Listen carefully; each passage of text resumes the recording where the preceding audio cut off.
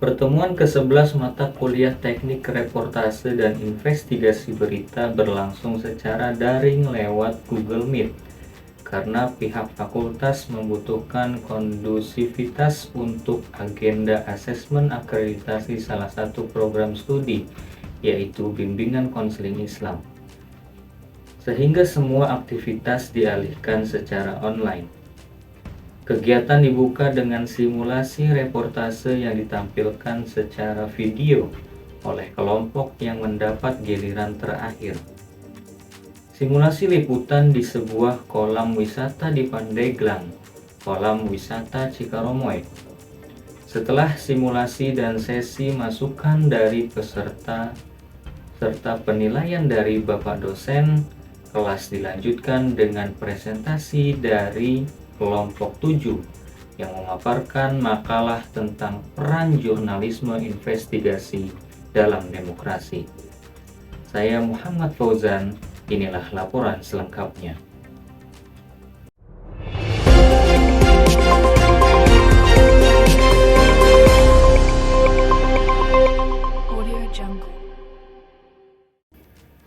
Simulasi dimulai dengan seorang news anchor yang membacakan berita rekomendasi tempat liburan, lalu terhubung dengan laporan dari reporter di lokasi kolam wisata Cikaromoy. Reporter menggambarkan suasana di lokasi wisata, pengunjung yang menikmati fasilitas, pedagang kecil di sekitar area, serta pengelola yang menjelaskan aturan dan protokol kesehatan tempat wisata.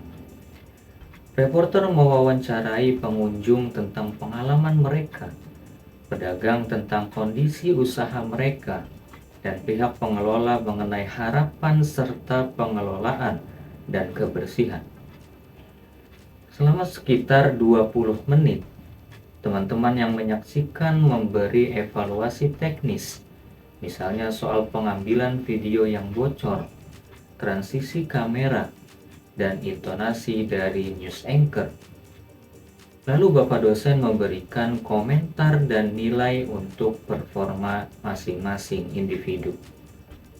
Kelompok 7 mengangkat topik besar tentang kondisi jurnalisme di Indonesia dan dunia, serta peran jurnalisme investigasi dalam masyarakat yang demokratis.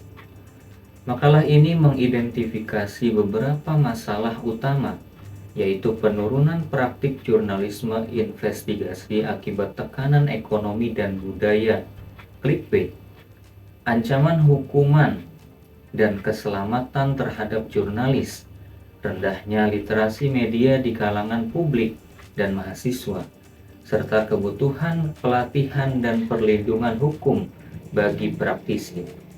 Temuan survei kecil mereka, yaitu responden mahasiswa, menunjukkan bahwa banyak mahasiswa sudah mengerti pentingnya kebebasan pers, tapi masih belum memadai pemahaman mereka tentang praktik dan dampak jurnalisme investigasi.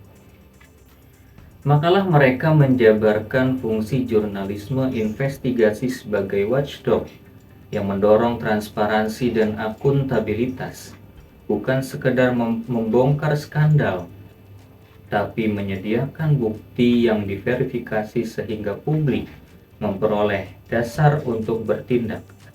Di ranah operasional, investigasi mengandalkan 3 pilar reportase, yaitu dokumen, wawancara, dan observasi, serta melewati tahapan praproduksi, produksi, dan pasca produksi agar hasilnya tahan uji. Kelompok 7 menekankan bahwa tanpa dukungan redaksi, pendanaan, dan perlindungan terhadap hukum, kerja investigatif sulit bertahan di era digital yang mementingkan kecepatan. Makalah juga membahas dampak nyata dari investigasi, dari pemicu reformasi kebijakan hingga proses hukum pada kasus korupsi besar, sekaligus risiko yang dihadapi oleh seorang jurnalis, termasuk intimidasi, gugatan hukum, dan ancaman keamanan digital. Mereka menutup dengan rekomendasi praktis yakni penguatan literasi media, peningkatan pelatihan teknis dan etika, mekanisme perlindungan bagi sumber dan jurnalis, serta dorongan kolaborasi lintas redaksi untuk menanggung beban biaya liputan yang panjang. Simulasi liputan kolam wisata Cikoromoy menunjukkan hubungan langsung antara teori dan juga praktik. Saat bekerja daring, wartawan harus menjaga akurasi informasi, memilih pertanyaan yang etis untuk narasumber, dan memastikan visual serta audio mendukung verifikasi fakta. Makalah dari kelompok 7 mengingatkan bahwa tanpa kemampuan verifikasi dan etika yang kuat, liputan meskipun tampak menarik, namun bisa saja menyesatkan. Selain itu, praktik daring menambah dimensi keamanan digital dan kebutuhan literasi, file rekaman, izin pemakaian gambar, dan menjaga identitas narasumber rentan disalahgunakan bila tidak ada SOP yang jelas. Integrasi hasil presentasi, khususnya soal perlunya pelatihan dan SOP, dapat langsung diterapkan untuk memperbaiki simulasi berikutnya dan meningkatkan kualitas liputan online. Pertemuan ke-11 memberi pelajaran ganda, latihan teknis secara daring atau simulasi Cikoromoy, melatih cara penyampaian, framing, dan etika wawancara via video. Sementara makalah kelompok 7 mengingatkan tanggung jawab yang lebih luas lagi bagi jurnalis investigasi untuk melindungi sumber, menegakkan verifikasi, dan berjuang demi kebebasan pers yang sehat. Sebagai calon jurnalis, kita perlu terus menggabungkan keterampilan teknis, yaitu cara meliput dan mengedit video, wawasan hukum atau etika, dan kemampuan analitis, agar setiap laporan tidak hanya cepat, tapi juga akurat dan juga bermartabat. Saya Muhammad Fauzan, melaporkan rangkuman pertemuan ini untuk Learning Journal Report. Terima kasih telah menyimak. Sampai jumpa pada pertemuan berikutnya.